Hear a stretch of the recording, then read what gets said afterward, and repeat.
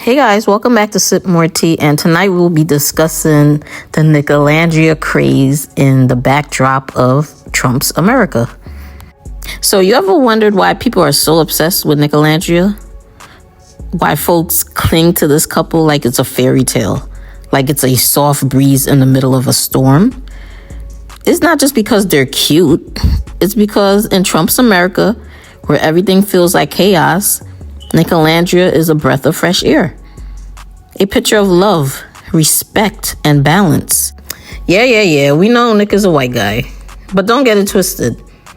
He's well-traveled, and I think he mentioned he's been to over 44 countries, if I'm not mistaken. As well, he's very open-minded, and he's quite a gentleman to Nicolandria. Just go and watch their PDA interactions on countless videos that's out there circulating. So clearly, he was written by a woman.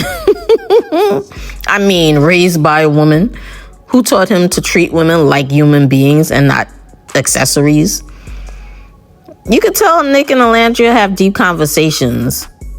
Because let's be honest, a lot of men don't even like women like that to be having meaningful and thoughtful conversations with them. And instead, they rely on their male friends for that. Not to say that they're even having deep conversations with their male friends, because I've heard some conversations between these bros. It's purely surface level, real kindergarten-ish. But anyway, do we even remember the phrase bros before hoes? Yeah, this is the type of dudes we're talking about. But moving along, this is why Nicolandria feels like an escape. It's not shallow, it's survival in the backdrop of Trump's America. So let me set up the backdrop. In June 2025, Minnesota Democratic leader Melissa Hartman and her husband were assassinated in a politically motivated attack and made the news, but the story faded fast. Now compare that to September 2025, when, I'm not even going to say his name on my channel, Mr. CK, the founder of Turning Point USA, was shot and unalive during a campus event. The event dominated headlines, flooded social feeds, and sparked political outrage for weeks. That's the bias. That's the hypocrisy. Who gets remembered, who gets martyred, and who gets erased? And while the media plays favorites, the violence never stops. Schools, churches, concerts, malls, mass shootings pile up, and a large share of the most public ones are committed by white men. But when the shooter is white, the headlines soften. The perpetrator is usually a lone wolf, and the violent event is deemed a mental health crisis. If it's a black boy or man, they blame single mother homes, and the mother is dragged through the mud, blamed for raising a so-called thug. But here's the thing. Black women are not the highest rate of single mothers. However, when you zoom out to the whole population, the majority of single mothers are actually white. In 2023, about 30% of all single moms were white, while 29% were black. Go check the source, Center for American Progress 2023, the economic status of single mothers. I just had to throw that fun fact in there for clarity. So here's my question. Given this, are white mothers being held accountable for raising mass shooters the same way black mothers are blamed for raising criminals? We all know the answer to that question. And let's talk about another weapon used against us in society. Ignorance, the weapon of ignorance. The U.S. Department of Education reports that over 40 million adults read at or below elementary school level. Half the country struggles to read a book written for middle school. That's not a glitch, that's design. An undereducated population is easier to control. Smart people don't like me, and they don't like what we talk about.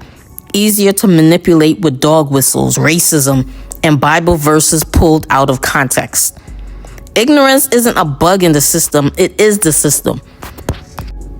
To be more specific, the system is actually white supremacy, which strives off ignorance, in which racism is the only invention white people won't take credit for.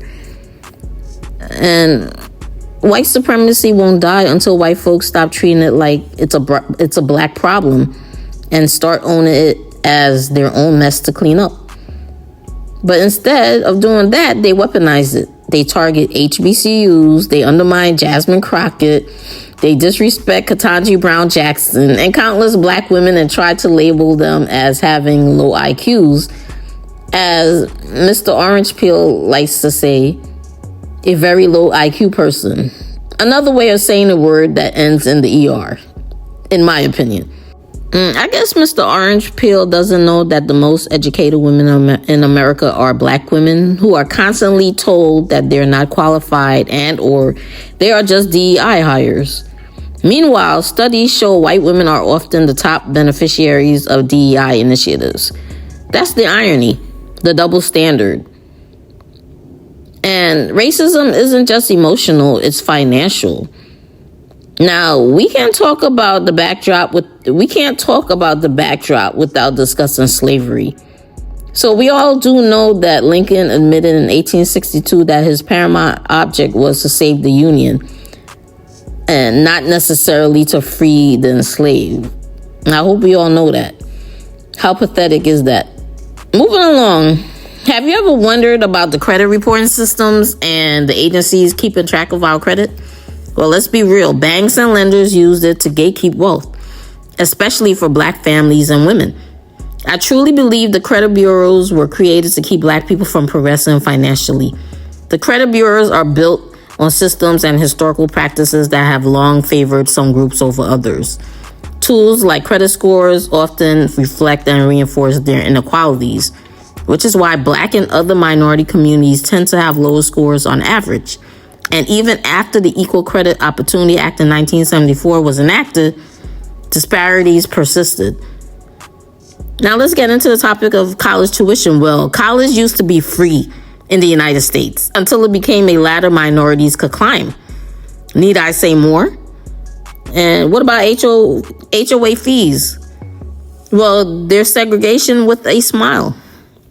And now in 2025, Irina Green, a black woman in Florida, was jailed for a week over minor HOA violations, including the length of her grass.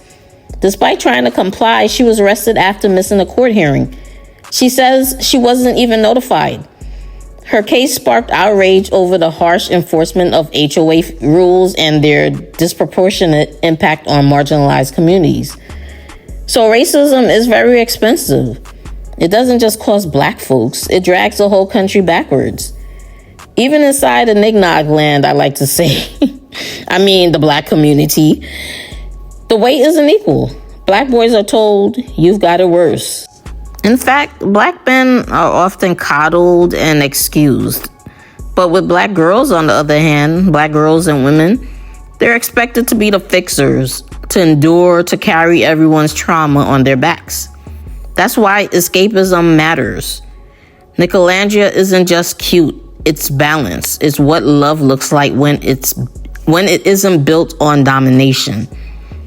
Meanwhile, billionaires sit at a table playing cards with our lives. Egg prices rise, rent increases, the credit scores, they take a dive. HOA fees increase, healthcare costs increase. Every move, a play in their game. And while we argue about wokeness, they're stacking chips. So let me be clear. Since we're on the topic of woke, this whole woke thing, I'm so over white supremacists making it sound like the devil. Woke isn't an insult. Woke means educated. Woke means you've developed the ability to think critically. Woke means you've woken up to the truth that minorities were never the problem in this country. The problem is the racist, the sexist, the families that raise generation after generation to believe in the lies, and the Bible they weaponized to keep them in line. Yes, the Bible was weaponized to keep all of us in line. And black people are the most religious people in the United States, if I'm being honest. The way they try to beat you over the head with that Bible. This topic is something that needs another video on its own. It's just too deep. Because of all this chaos noise in Trump's America, escapism to Nicolandria it's just not fandom. It's choosing to believe in love, respect, and hope in a world designed to suffocate us. It's defiance, it's resistance, it's survival. And so if you feel like Nicolandria is your escapism defense mechanism as well, it gives you life and fire. So continue to join us over here, sip more tea. So like, subscribe, and help a lonely subscriber count feel loved. Or else I might just cry into my keyboard and stop making content. Just kidding. Okay, talk to you guys in the next video. Bye.